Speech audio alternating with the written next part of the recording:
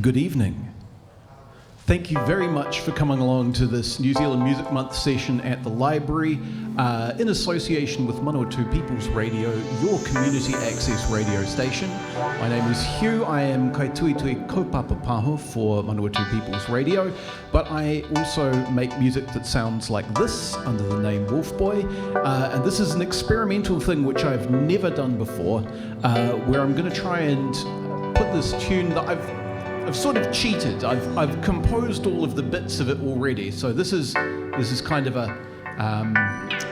and here's one I prepared earlier, if you like. But I'm going to try and build it up for you in the way that I put it together and kind of explain to you what I'm doing as it goes along. So you've all got an exact copy of my screen, and I can zoom in and zoom out to make things easier for me to see, and I will try not to whiplash around too much and make people feel ill. So the first thing that you'll notice that we're listening to is this rather lovely floaty pad and a little stabby chord. And those are both driven by this arrangement over here, which is kind of the harmonic heart of everything that we're doing. So this thing here has a user-defined scale. I've picked C Lydian because I want the chords to favor a major seventh, and that's the easiest way to get it to do that. What it does is it outputs all of the notes in that scale, and then this guy here will interpret those as chords that go along with the relevant scale. And with everything inside of this piece of software, which is free, you can get it yourself if you like, it's called VCV Rack, you can control things with what is essentially like a virtual voltage. So it's a value that's, if we were working with real modular synths of the kind that Sean at the back uses, it would be actual voltage, but this is just a numerical value that pretends to be voltage. So this guy here takes the scale information, and then the chord knob here chooses what chord it outputs based on what control voltage is being fed, and I have that being set randomly over here by a clock pulse. These blue guys here are clock pulses. Finally, before we progress on, I'll just really quickly show you this. This is essentially a sound desk. So I've got audio plugged into channels, which I'm able to label. And then I've got some effects lined up here. I've got a reverb called Plateau, which sounds like this.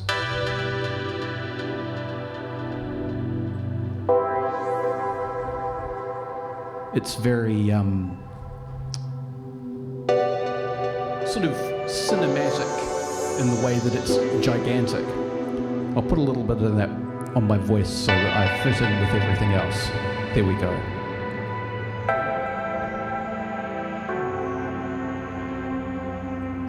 Just a touch. The other thing that we have going on here is this soft sound coming in the back, which is called a pad. That's essentially a synthesizer that just plays a chord constantly, but because I don't want anything to be constant, I rely a lot on things like this. So this puts out what we call a chaotic voltage or a chaotic oscillator. So an oscillator is something that goes up and down in a loop, and a chaotic one is one that does that in a way that's somehow randomized. So if you bear with me for half a second, we can actually visualize that.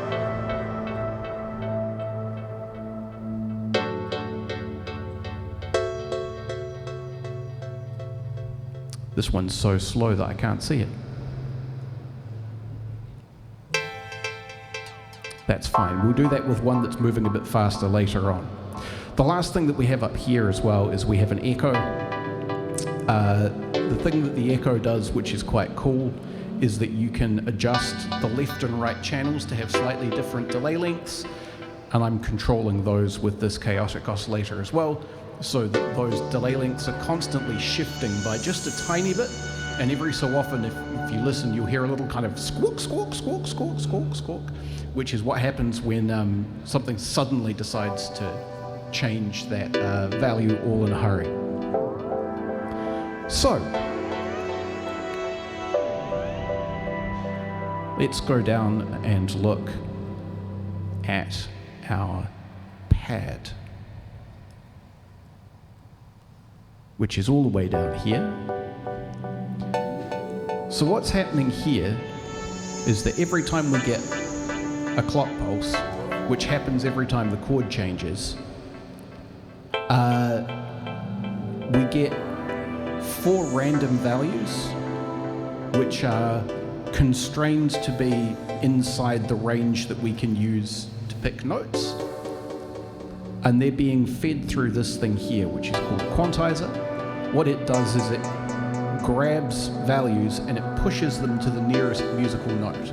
So every time my chord changes, the quantizer changes to follow the chord, and those random notes get constrained to be whatever's the nearest usable note value. And then just because I like the way it sounds, I've got this thing here which means that that process happens just a touch slower. So every time the chord changes, you can hear them just sort of take a second to get to the correct locations. Finally, here we have a filter, which is essentially an EQ that only subtracts. So I've got it set, again using this chaotic oscillator, so that it's only letting frequencies below the threshold level through, and that threshold level is constantly changing and evolving, which is how come you can hear the pad kind of fading in and out like that. So because this one's a bit faster, if I get that scope again, we'll actually be able to see what this one's doing, I think.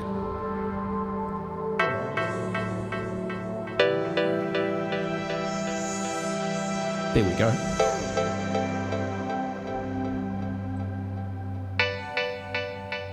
So you can see it's behaving like a wave, but it's taking these strange leaps.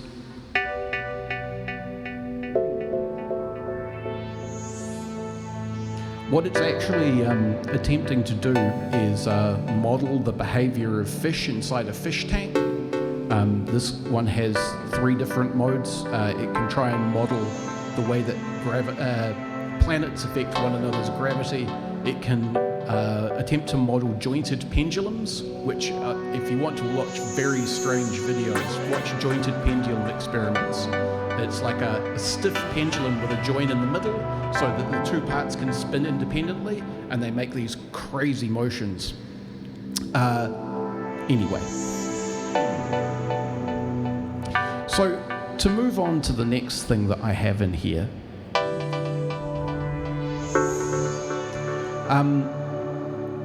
the next thing that I thought I would like is something to add a little bit more sort of harmonic complexity, something that's a little bit more melodic. So what I've got here is essentially mute buttons that stop things coming on until I want. So I'm going to take the opportunity now to turn one of those off so that the relevant audio will actually come through.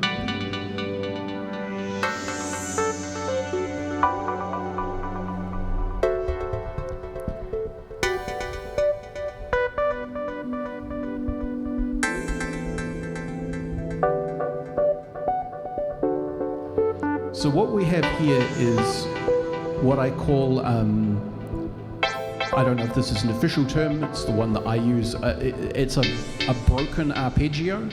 So it's taking the chord information and spreading it out into its constituent notes again. But I've got this guy in the way. What this does is, every time it receives a signal, there's a percentage chance that that signal will come out either output A or output B, and you can control that chance with this knob. So what I've done is I've got an arpeggio where probabilistically only half the notes play.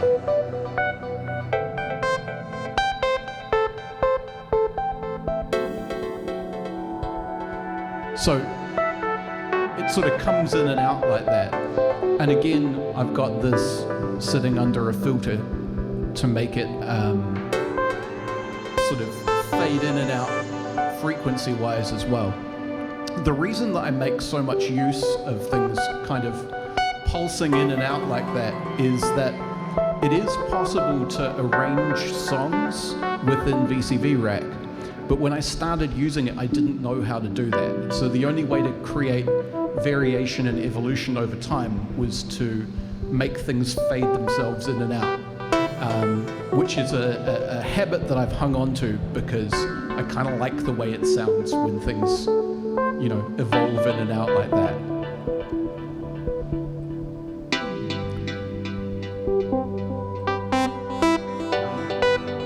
So the other kind of melodic component I have going on here is this one, which we'll have to wait a second to have it come in.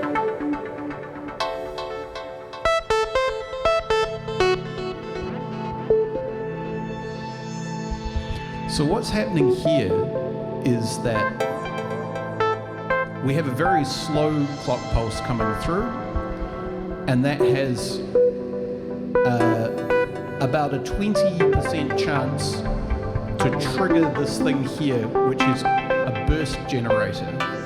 So the burst generator takes a clock in, which tells it how quickly to put pulses out.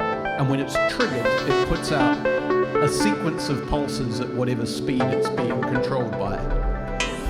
So the effect is that every so often we get this little string of very fast notes. Every so often we get this string of very fast notes.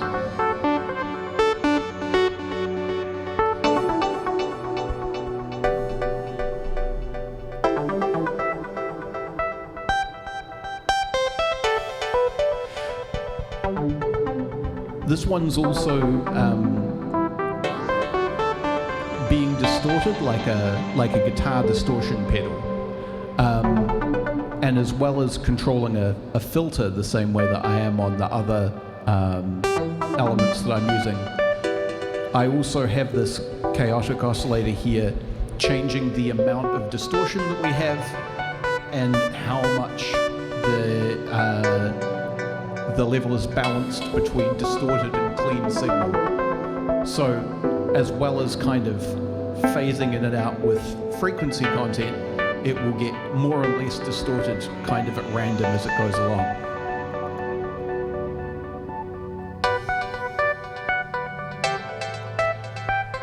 And then back up at the sound desk end,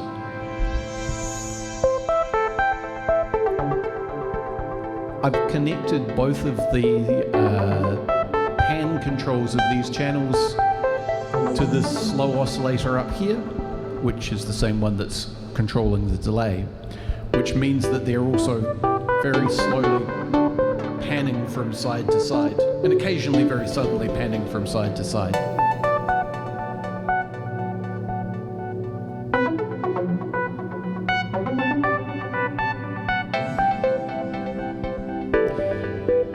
So I'm going to move down now and look at this kind of complicated array of stuff here.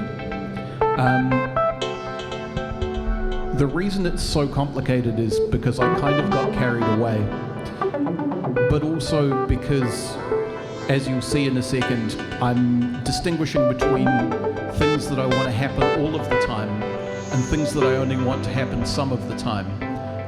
And that's a way of not really emulating what an actual drummer would do, but make vaguely drummer-like gestures in the hopes that it will make things, again, like less repetitive and more kind of organic. Bear in mind again that this is self-generating and it's not in any way arranged. There's no beginning, middle, or end. If I just shh and sit here, this will play itself all night if I let it. So the first thing I have in here, starting from the bottom, which is drummer logic really, is a kick drum.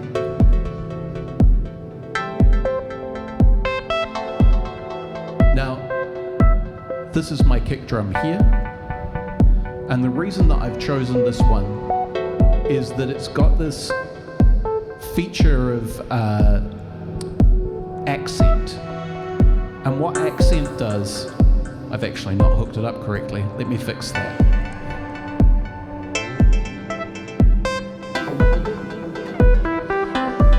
What accent does is when you have a drum hit and the accent play at the same time, then it makes the drum hit louder. So it's essentially a way of being able to say, this is the important beat in the bar, if you like. The other ones are less important. The other ones are ghost notes or grace notes.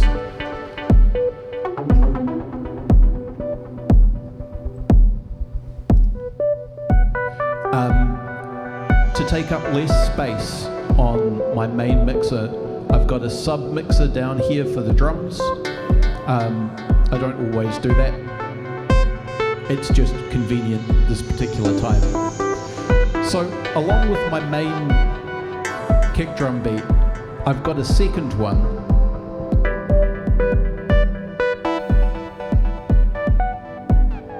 which doesn't trigger the accent and is also going through another one of these chances, which means that while there's 4 drum beats here in this lane, there's actually only a 50% chance for any of them to land. So we get, again, a bit more variation in our drum beat that way.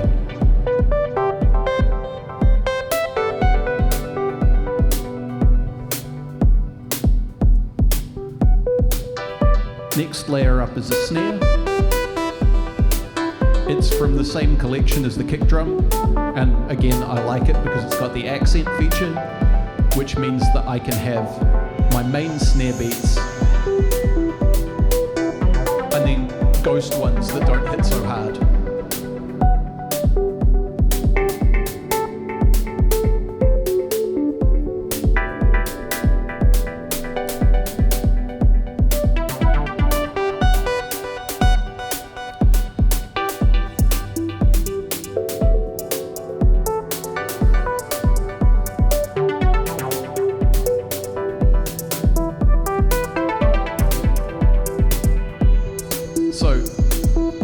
Same deal with a hi-hat, again from the same collection because it uses the accent feature. But I also have an extra trick here that I discovered entirely by accident, which is that you can get a lot more cut out of a hi-hat if you put a filter on it that's almost completely open. So it's not limiting your frequencies by anything except for the very, very, very highest frequencies. But then if you add a little bit of resonance to it, suddenly you get this very bright, cutting hi-hat sound, which means that you can run it much lower in the mix, and it still sneaks through.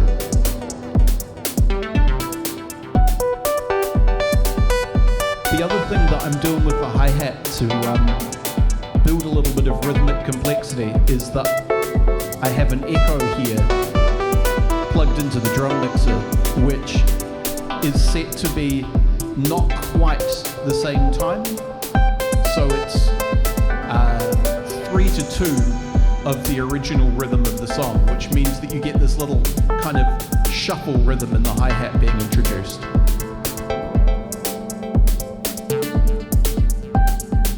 So just like with the snare, I've then got ghost notes with the hi-hat.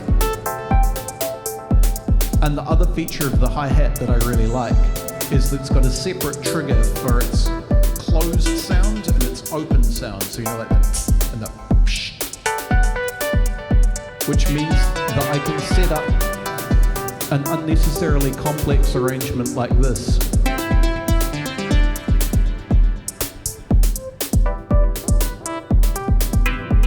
Just going to turn these down by a touch. So what happens is, every time a trigger comes through that could play a hi-hat note, there is about a 70% chance that could be lost entirely. If it doesn't get lost, there's about a 50% chance that it could end up either as an open or closed hi-hat. And so there's always kind of a push and pull going back between those.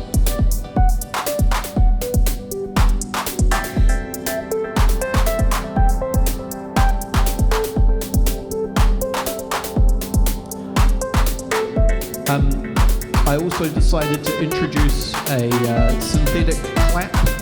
That's a very old school techno thing to do, but I quite like it, so I thought I'd have it.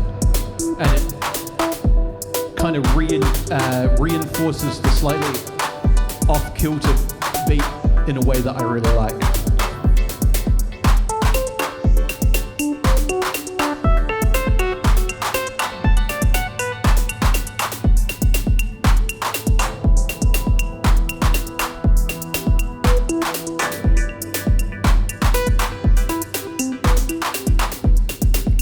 Similarly, I decided I kind of wanted a little wood block. It's the only regular element here. It's the only thing where there's nothing interfering with the chance of it happening or not.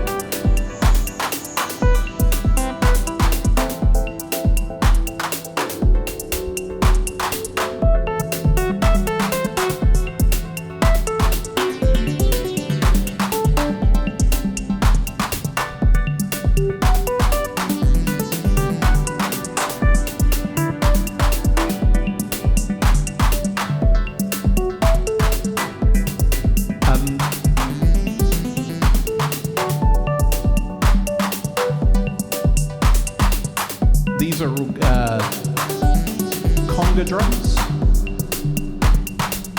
They've got a slap and tone sound, both of which can be triggered as either high or low. So every time there's a conga hit, there's about a 20%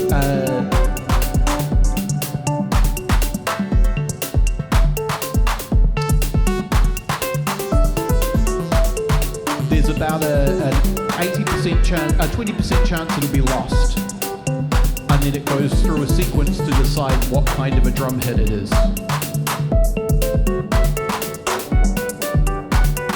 So the final thing that I have sequenced on here is a bass line. And the reason that I chose to sequence it on here is that you can see that as I've built things up, I've tried to make sure that there's a bit of a relationship between all of the parts. There's never too many things playing all at once. And I like being able to do that with the bass line as well. So there's two components to the bass line. There's a note that just lands on the one. And that comes from a gate instead of a trigger, which is a distinction that I didn't really explain. Basically, it just means it's a clock pulse that's slightly longer. If you play lots of gates edge to edge, they turn into one seamless signal, and triggers will still stay as separate signals. That's the difference. The second component of the bass sequence is all the other notes.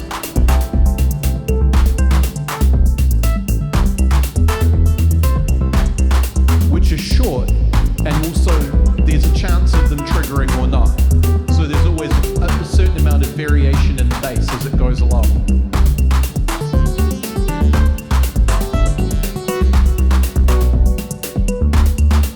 So we'll just look at the bass a little bit, because this is another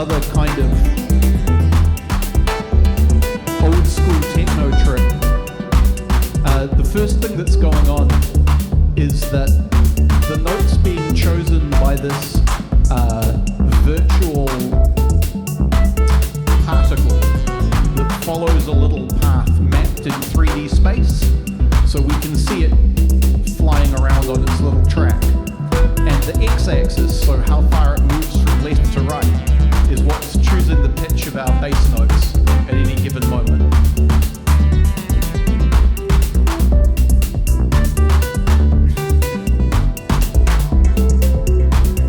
That's going through a quantizer, the same as the one which was controlling the chords earlier. So it's always picking a note from the chord that's, the current active chord. And then it's made up of 3 waveforms. There's a sine wave, a triangle at the same pitch as the sine, and then a saw, which is quite like a buzzy, aggressive sound, but it's filtered so that you don't get the full kind of buzz of it. You just kind of get a warm growl. And all of that is running through a filter here, which is completely shut to the point where it should be silent. In fact, I can show you how that works. So the filter is shutting out 100% of the sound. There's no allowable frequencies coming through. But what we have is an envelope which sort of models the shape of a drum beat, if you like. It comes up quickly and then fades away slowly, and that opens the filter every time there's a beat.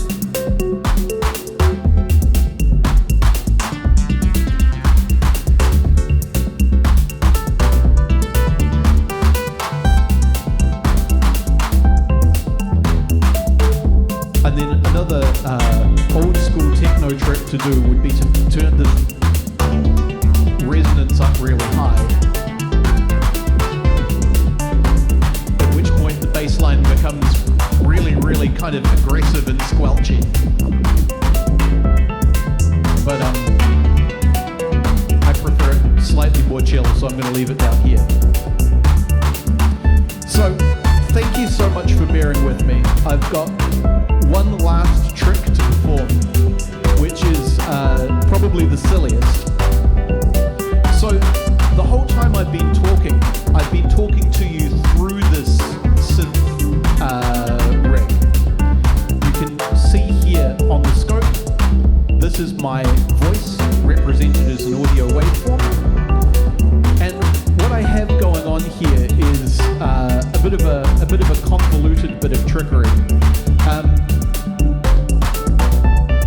I have this module here which is called an envelope follower. So you can see what it's doing, because the red signal here is my voice, and then the green one, which is turning yellow because it's overlaid on top, is the envelope follower. So it's creating a voltage that follows the track of how loud my voice is at any given point.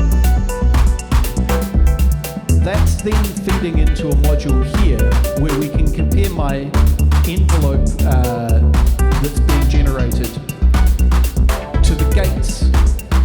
So what this does is every time my voice hits what it calls the high marker in terms of control voltage, it generates a gate.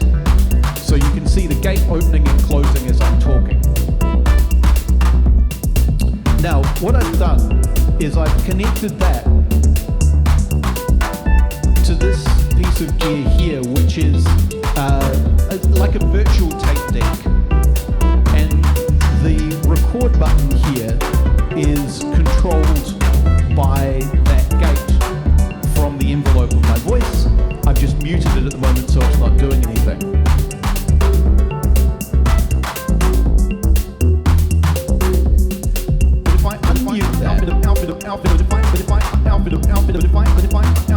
What happens is that the gates generated by the volume of my voice start to cause the tape machine to record samples of my voice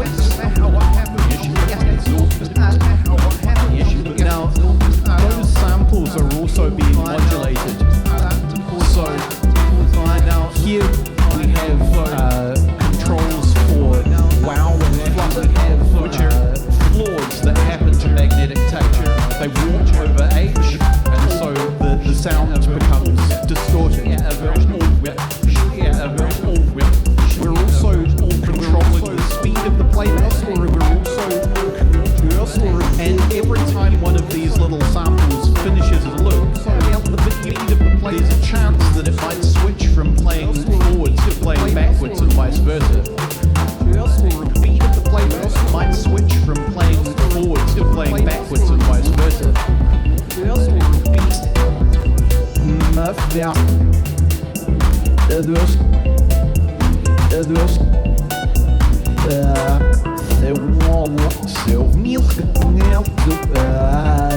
my voice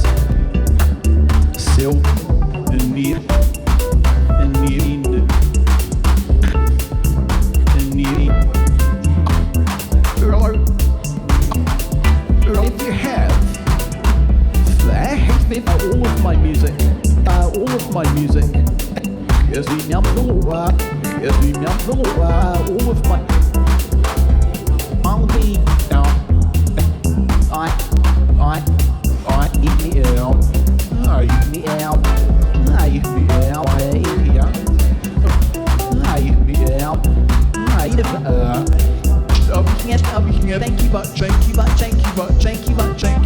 I'll be this was slightly quicker than I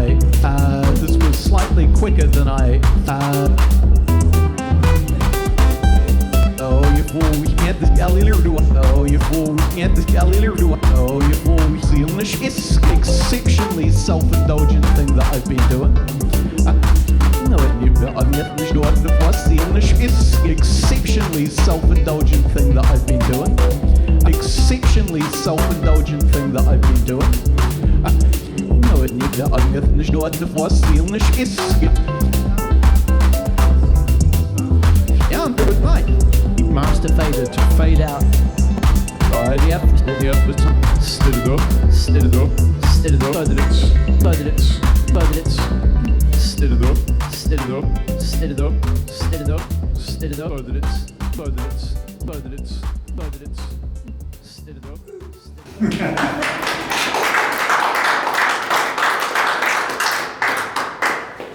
Thank you very much. As I said, completely incomprehensibly, this will be broadcast on Number Two People's Radio next week. It will also go out as a podcast, and if everything worked properly, it'll go out as a video as well, so you can send it to your friends. A question, Hugh. Yeah. So you've got a lot of stuff there. How do you remember? Like I saw some of the things you were doing was like you were calling up sub-menus and dragging and it's so, I mean, partly I cheated. This is something that I prepared earlier. So normally I would have gone through and made all of those control relationships in real time as I was building things up, and that would be much slower and more boring to watch. The other thing that I did is I made use of this VCV rack as well as modules that do things, that make audio. Has a bunch of things like this. So this is just a label where you can type your own information into it. And similarly, you can have a you can have a notepad. So I could write myself long form notes if I want to. So you can use those kinds of things to help yourself keep track of everything that's going along. Mm-hmm. The other thing that I did was just try and arrange things more or less in an order that I could progress through logically tonight without getting lost too badly myself. Because like even though I use modular, it's like a lot of them look really similar, and it's like I can imagine myself click. Look at this. So that's as much as possible everything all at once that's going on.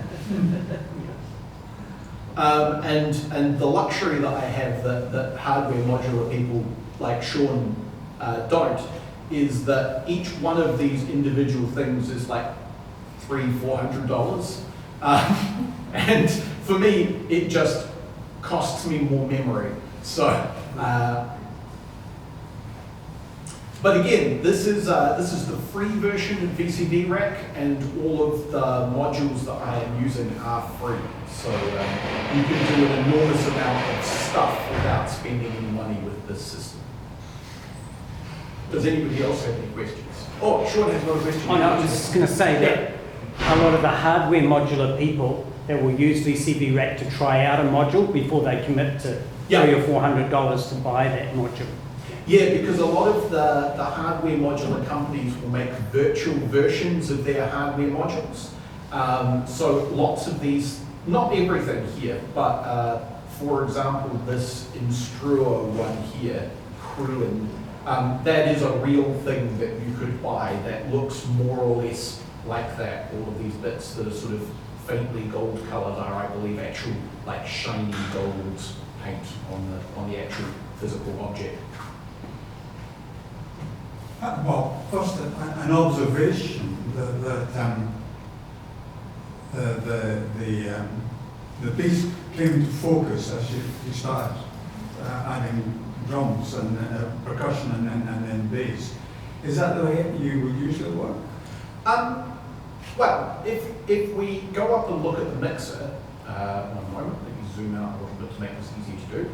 If we go out and look at the mixer, you can, these are the channels going from left to right are the actual order that I constructed things. So I actually did start with the drums this time round. I just thought that people coming in and hearing a drum beat would be a bit more kind of alarming than the floaty pad that we started off with.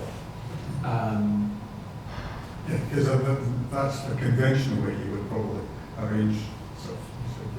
Yeah, that's right. And I mean, you can sort of play around with. I haven't done it so much inside this system, but with different virtual synth systems, I have played around with setting up one thing that appears to be the time signature, and then the drums come in and tell you what the actual time signature is, and it kind of is a lurch, you know. So you can do that sort of thing as well. I was thinking about, and I don't know if you recognise the relationship, but Brian Eno's ambient music and so on. Yeah. Well, he was very interested in the idea of music that would just be there if there were no people to listen to it. That's right, but also that what he did was create music that was never repeated. Is that the case with what you've done here? I mean,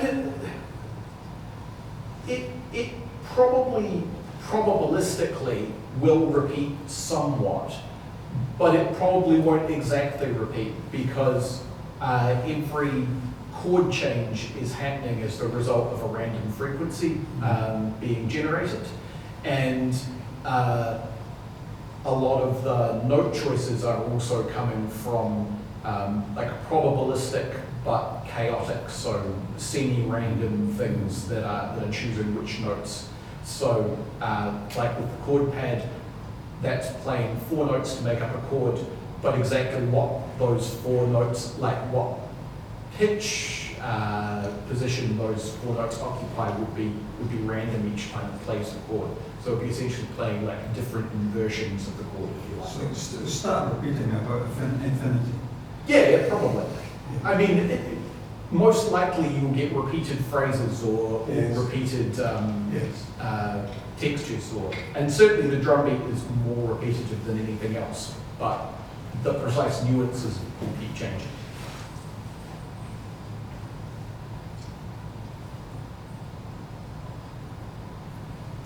Wow. Thank you very much. And I do want to shout out Leilani Dingwall in particular, because if you go and look up this music on the internet, it's under the name Wolfboy on Bandcamp. The album that sounds most like what I've been playing this evening is called In the Drift, and it has album art by Leilani, which is replicated on the library's event page for this.